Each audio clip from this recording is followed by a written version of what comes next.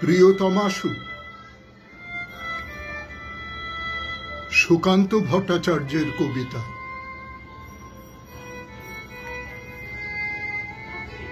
সীমান্তে আজ আমি প্রহরী, অনেক রক্তাক্ত পথ অতিক্রম করে আজ এখানে এসে থমকে দাঁড়িয়েছি স্বদেশের সীমানায়। ধূসর তিউনিসিয়া থেকে স্নিগ্ধ ইতালি থেকে ছুটে গেছি বিপ্লবী ফ্রান্সে, নক্ষত্র নিয়ন্ত্রিত নিয়তির মতো দুর্নিবার অপরাহত রাইফেল হাতে। ফ্রান্স থেকে প্রতিবেশী বর্মাতেও। আজ দেহে আমার সৈনিকের কড়া পোশাক, হাতে এখনো দুর্জয় রাইফেল, রক্তে রক্তে তরঙ্গিত জয়ের আর শক্তির দুর্বহ দম্ভ। আজ এখন সীমান্তের প্রহরী আমি। আজ কিন্তু নীলাকাশ আমাকে পাঠিয়েছে আমন্ত্রণ,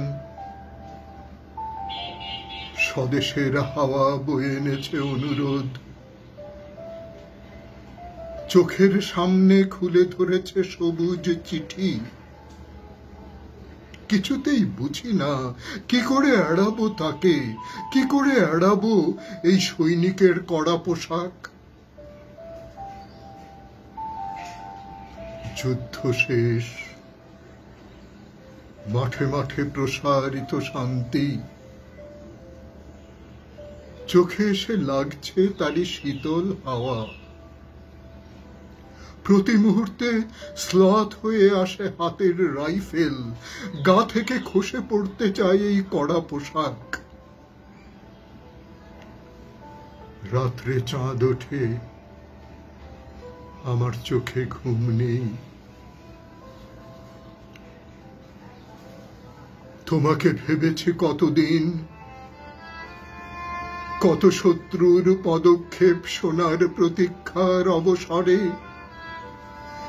কত গোলা ফাটার মুহূর্তে, কতবার অবাধ্য হয়েছে মন যুদ্ধ জয়ের ফাঁকে ফাঁকে, কতবার হৃদয়ে জ্বলেছে অনুশোচনার অঙ্গারে তোমার আর তোমাদের ভাবনায়। তোমাকে ফেলে এসেছি দারিদ্র্যের মধ্যে, ছুঁড়ে দিয়েছি দুর্ভিক্ষের আগুনে, ঝড়ে আর বন্যায়, মারি আর মড়কের দুঃসহ আঘাতে বারবার বিপন্ন হয়েছে তোমাদের অস্তিত্ব। আর আমি ছুটে গেছি এক যুদ্ধক্ষেত্র থেকে আরেক যুদ্ধক্ষেত্রে। জানি না আজও আছো কি নেই, দুর্ভিক্ষে ফাঁকা আর বন্যায় তলিয়ে গেছে কিনা ভিটে, জানি নে তাও। তবু লিখছি তোমাকে আজ, লিখছি আত্মম্ভর আশায়, ঘরে ফেরার সময় এসে গেছে। জানি আমার জন্য কেউ প্রতীক্ষা করে নেই মালায় আর পতাকায়, প্রদীপে আর মঙ্গল ঘটে। জানি সম্বর্ধনা রটবে না লোকমুখে, মিলিত খুশিতে মিলবে না বীরত্বের পুরস্কার। তবু একটি হৃদয় উঠবে নেচে আমার আবির্ভাবে, সে তোমার হৃদয়। যুদ্ধ চাই না আর, যুদ্ধ তো থেমে গেছে।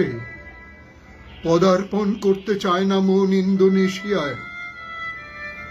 আর সামনে নয়, এবারে পেছনে ফেরার পালা।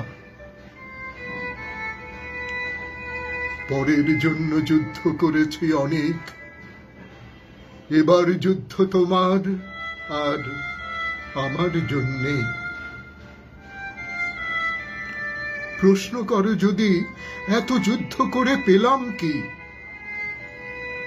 উত্তর তার, টিউনিসিয়ায় পেয়েছি জয়, ইতালিতে জনগণের বন্ধুত্ব, ফ্রান্সে পেলাম মুক্তির মন্ত্র, আর নিষ্কণ্টক বর্মায় পেলাম ঘরে ফেরার তাগাদা।